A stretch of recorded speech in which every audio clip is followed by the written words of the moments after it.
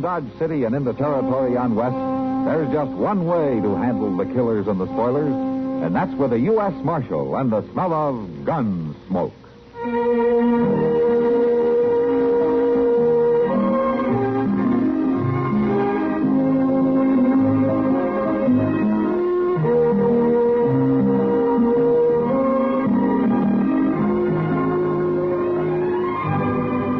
Gunsmoke, starring William Conrad. The story of the violence that moved west with young America. And the story of a man who moved with it. I'm that man. Matt Dillon, United States Marshal. The first man they look for and the last they want to meet. It's a chancy job, and it makes a man watchful. And a little lonely.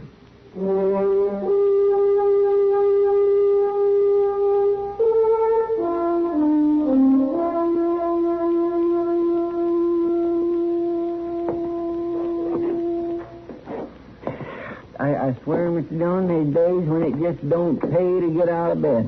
Why don't you sit down, Chester? Like today, for instance. I've been thinking back over it. Oh, so that's what you've been doing. I didn't hardly more than get my eyes open before I knocked over the water bucket and like to drown myself. Chester, would you sit down? Then I went to put my boots on, and that vinegar road stung me, and my foot's been sore and aching all day. All right, Chester, I believe you. It's been a bad day. And then you take breakfast. The very first thing, Pete, was all out of eggs. And then that was the worst all-day coffee I ever drunk in my whole life. Chester, are we going through your last 18 hours, minute by minute? I'm just pointing out to you what an unlucky day this is. You've already convinced me. Now, will you sit down? Oh, Kitty. No, come on in. Evening, Miss Kitty. Hello, Chester. I can't stay, Matt. I got to get back to the Long Branch. But, Oh? could you come over? Now, what's the trouble? It's old Jedro Haig. Jedro? In a Long Branch? Oh, he doesn't stop in there more than twice a year. I know. He don't even come into town much more than that. Well, he's over there now. And he's been drinking a lot. All alone. Won't talk to anybody, but he's real upset about something, Matt. Oh? Yeah, I thought maybe you could straighten him out. Oh, Kitty, I'm not so sure. Well, I am, Matt. Senor Marshal, the law of a man's honor, that has to be in his own hand. Hey there. There you are. It's just like I said, Mr. Dillon. This day started bad, and it's going to end bad. Well, just for once, Chester, you might be right.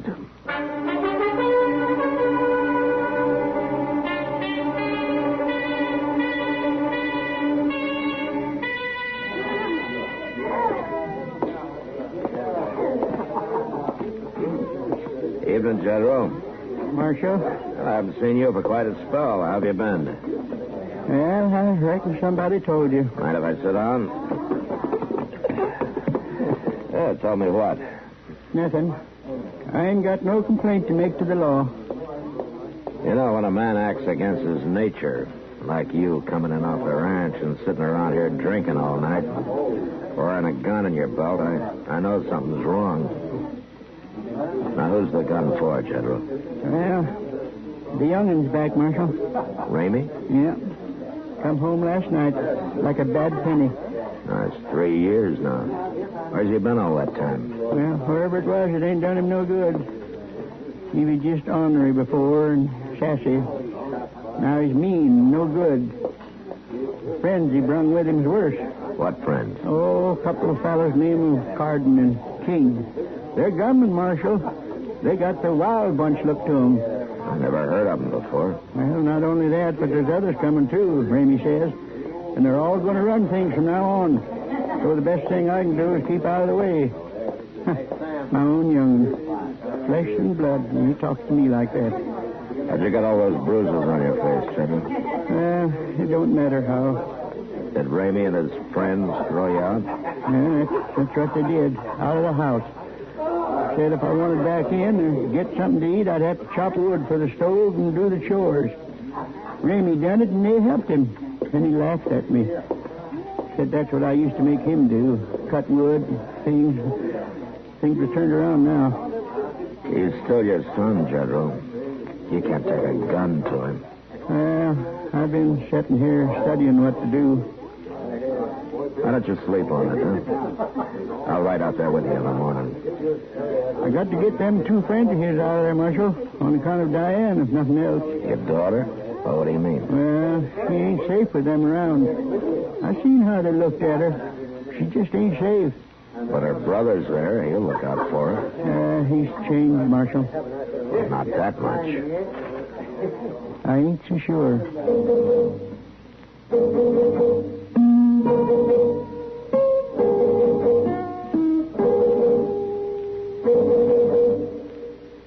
Well, sir, holidays come and go, and we don't always give them much mind. But there is one that most everybody takes time for. Because it brings out a little human goodness and friendliness for a spell, person to person. That's why the post office made up this special 1966 stamp I got in my album here, honoring the spirit of Christmas.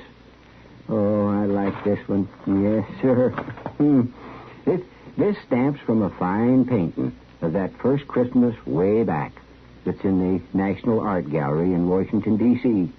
It's the fifth one in a series marking the holiday season, and it comes out, rightly enough, in the town of Christmas, Michigan. Well, of course, we all enjoy the family gatherings, the gift-giving, and the fun that goes with it. But the real thing is that the idea kind of spreads around all over. Yeah? There's a Muslim festival same time of year called Eid al-Fitr. The Jewish people celebrate Hanukkah, and the Buddhists have the Festival of Lights. And lots of Hindus make Christmas a time of goodwill. Well, I guess it's not what you call it, but what you do about it that counts.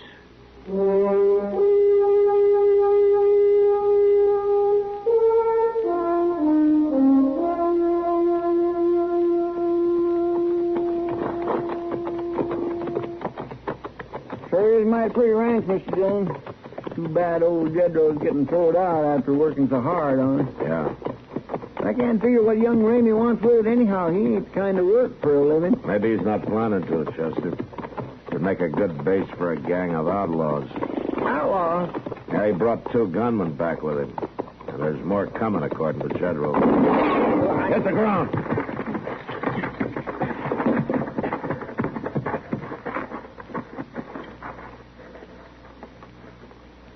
Come from that brush up on the ridge, look like. Yeah. There sure ain't much cover here. I think he's in that rock pile there. I think maybe we got him, Mr. Dillon. Yeah. Come on, Chester. Sure didn't count on nothing like this happening. Neither did I. He's just laying there. Not moving. Reckon he's dead. Now, wait a minute. There's somebody coming. Yeah. Here. Get around back of these boulders. Look, just let him go on past. There's no use taking chances. Yes, sir.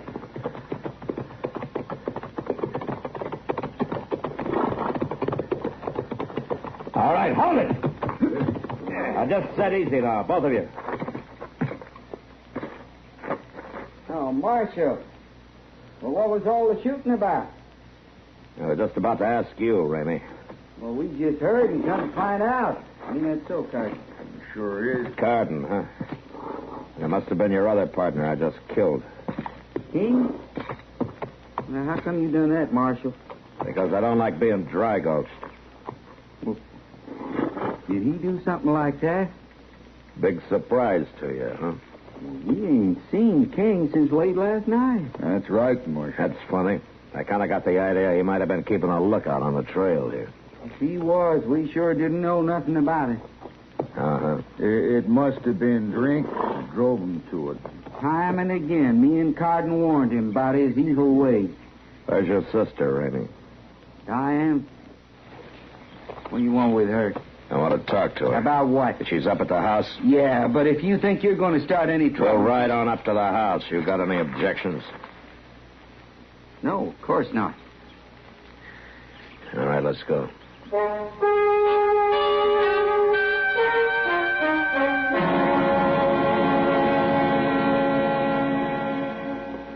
But, Marshal, I don't want to go into Dodge.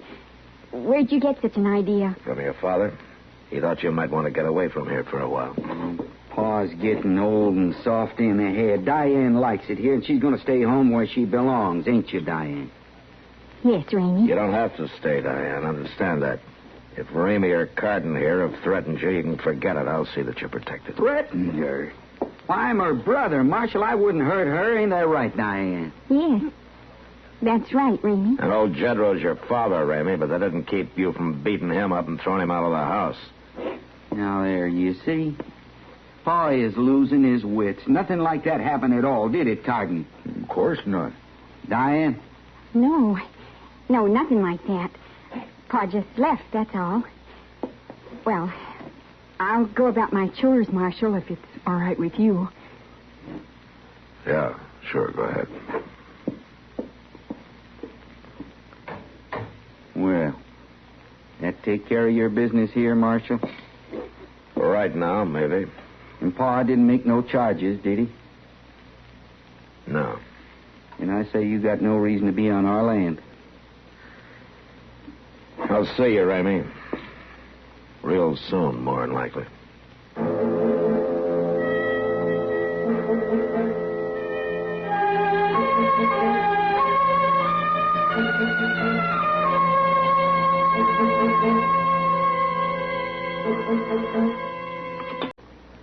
Something that brush up on the ridge looked like.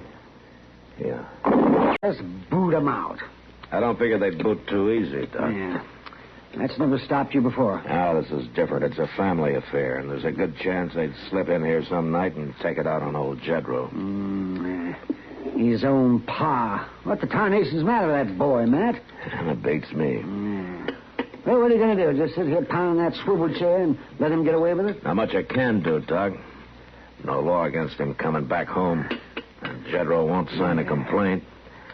Says it's a family affair, and he'll handle it himself. Yeah, they'll have to sober up some before he does any handling.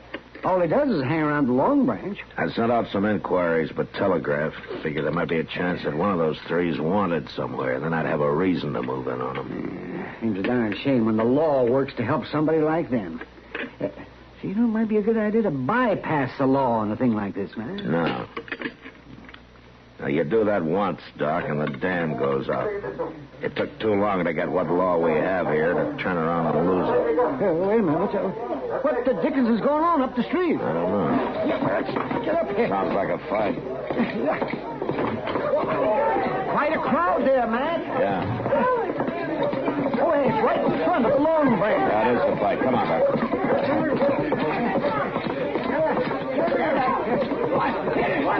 Now, let me through here. One side. All right, move back now. All right, hold it, Carden. Don't kick him again. I'll kick his head off. I told you not to kick him. He's lucky that's all I done. He tried to draw on me, Marshal. I could have shot him if I'd been a mind to. But you liked it better this way, is that it? An old man half blind and half drunk. He hadn't ought to jump me, Marshal. And you hadn't ought to kicked him. You're under arrest. You got no call to arrest me. Carden, I warned most men twice, but after what you just did, I guess once is plenty. You want to fight, Marshal? You got one. Good.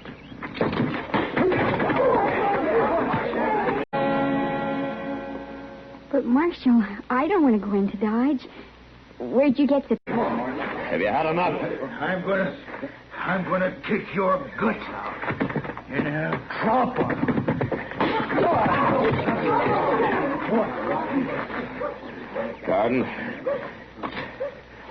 Carden, can you hear me?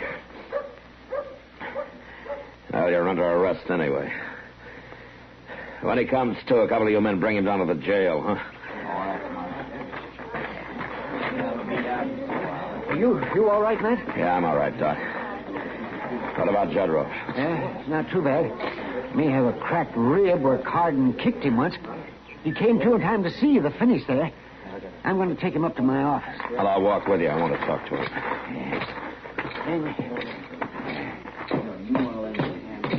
Hey.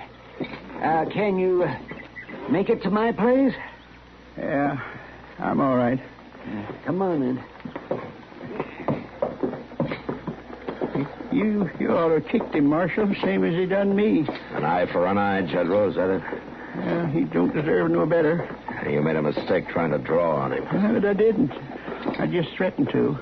If he didn't get out of here and leave me and mine alone. Are you ready to sign a complaint now? Oh, you don't go along with kinfolks, Marshal. I'll work it out myself. You may not be so lucky the next time. It ain't no use, Marshal.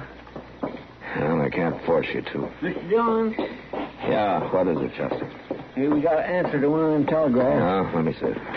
It just now come in on the wire. Yeah. Oh, well. What is it, man?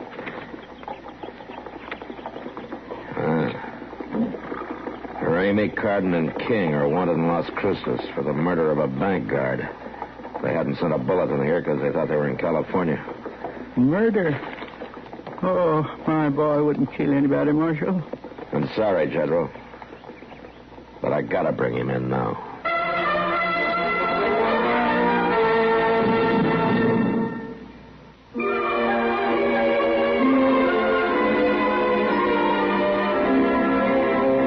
Hometowns in America have a lot in common, and yet they're each one of a kind. Take, for example, Billings, Montana. In the heart of the Midlands Empire, the biggest little city in the Northwest is set in a fertile valley where the sugar beets grow. But once Billings was cowboy and Indian country. Many a smoke signal rose from Pompey's Pillar off US 10. Motorists can now drive along cliff-hanging Black Otter Trail for a view of mountain and city and the statue of the famous screen cowboy William S. Hart.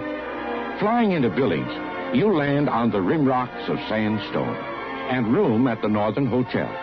60 miles southwest on Highway 212, there's Red Lodge, which leads right into Yellowstone Park and through the scenic curves of Cook Highway. In town, people shop at Hart Albans, and some work at Kaufman Lumber and Treating Company or Inland Supply. But if your hometown is Billings, you already know this. We only wanted to remind you, it's still there.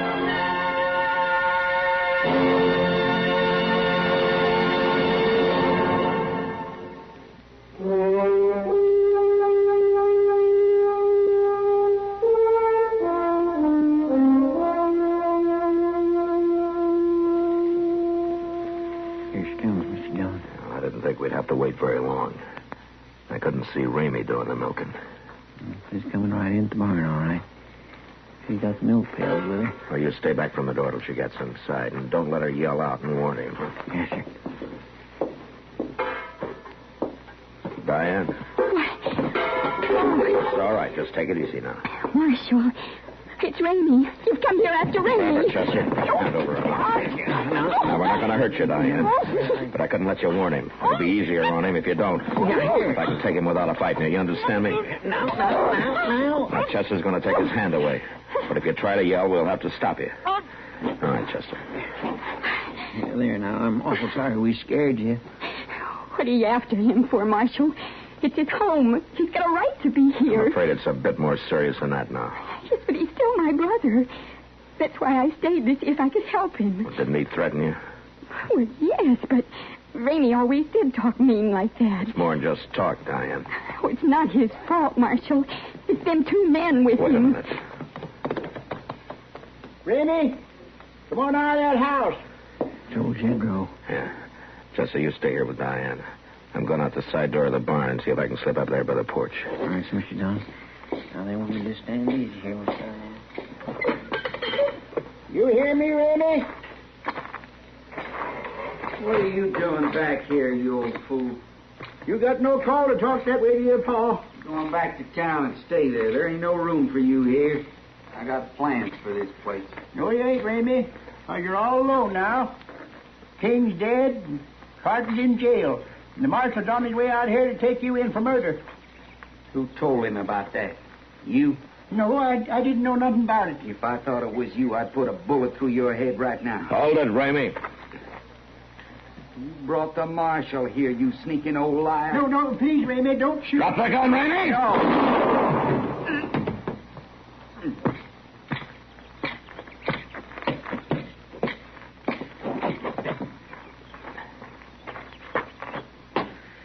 He's dead, Marshal? I'm sorry, General. My own boy. I just never could believe it. My own boy. You killed him, Marshal. You killed my brother. I'm sorry, Diane. I had no choice. He'd have killed your father. Oh, really? He was a killer already, and he'd have killed again and again. But he was still my brother, Marshal. Yeah, I know. Oh, Pa, why can't everything be like it was when we was little? I don't know, Diane, honey. I just don't know. And City, and the statue of the famous screen cowboy William S. Hart. Flying into Billy.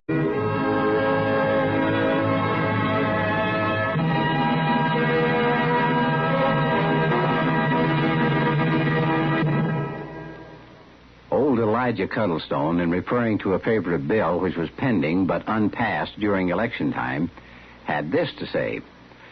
Now, I want you to know, everyone that is, that it matters not. It does not matter if I am elected or not. This bill will be passed. I mean, if I shouldn't be elected, I'll only be a lame duck until March 4th. That is, I won't be a dead duck until then, and I'll still get the bill passed, a lame duck though I might be. Well, what Elijah was referring to was that up until 1933, members of Congress who failed to be reelected in November still held office until the following March. In sufficient strength, they could have passed or proposed legislation embarrassing to the administration. So, from a time predating our revolutionary days, the woodsman maxim, never waste powder on a dead duck, has evolved to such well-known usage as he's a dead duck, and further to lame duck, as in lame duck amendment.